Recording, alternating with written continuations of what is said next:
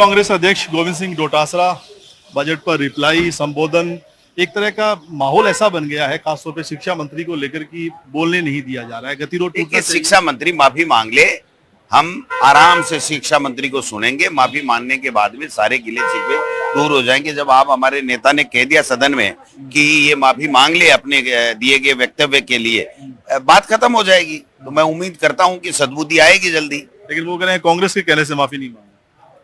अपने आप मांग लो, कैसे भी मांग लो, गलत तो बोला ही है। उन्होंने खुद एक्सेप्ट कर लिया इस बात को और फिर भी माफी नहीं मांगे, तो इतने बड़े समुदाय के लिए इस तरीके की ओछी टिप्पणियां, मैं समझता हूं कि ये तो खुद को अब तक कर देना चाहिए था ये काम।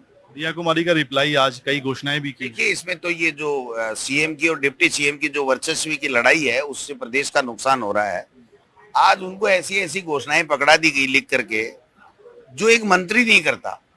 अधिकारी लेवल के ऊपर छोटी छोटी बातें हो जाती हैं कि 100 थानों में इंटरनेट के कनेक्शन होंगे। क्या ये कोई घोषणा है क्या?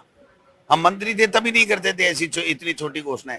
कोई कॉलेज खोलें, स्कूलें खोलें, कोई गरीब कल्याण के लिए करे, किसान कल्याण के लिए कहे, कोई नौकरियों की विज्ञप्ति निकालने के समयबद्ध जो कार्यक्रम था उसकी कोई बात करे, कोई इंफ्रास्ट्रक्चर डेवलपमेंट की बात करे, वो कुछ भी नहीं है।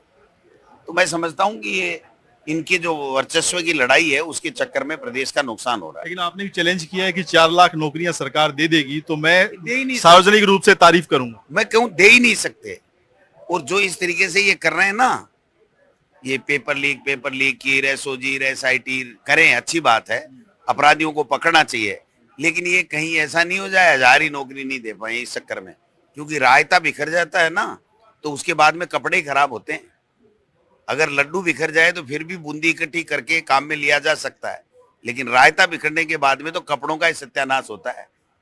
तो ठीक है, अपराधियों को पकड़ो, लेकिन केवल एक ही मिशन करना और आगे उस दूसरे फेज पे काम नहीं करना कि दोबारा नौकरियां पारदर्शिता पूर्वक तरीके से कैसे हों और कैसे बच्चों को नौकरियां मिले, उस दिशा में ये लोग बाग काम नहीं कर रहे हैं। बिल्कुल, शुक्रिया डोटासरा जी। और कह रहे हैं कि कैसे सदन में जो गतिरोध बना हुआ है वो अगर मदन दिलावर माफी मांगे आदिवासी डीएनए के बयान को लेकर तो गतिरोध टूट सकता है। बजट में रिप्लाई की घोषणाओं से खुश नहीं है और उससे भी बड़ी बात यह कि सरकार ने दावा किया है 4 लाख नौकरियां देने का, वो संभव नहीं है। कैमरामैन निर्मल के साथ सुशांत पारिक, एनडीटीवी जयपुर।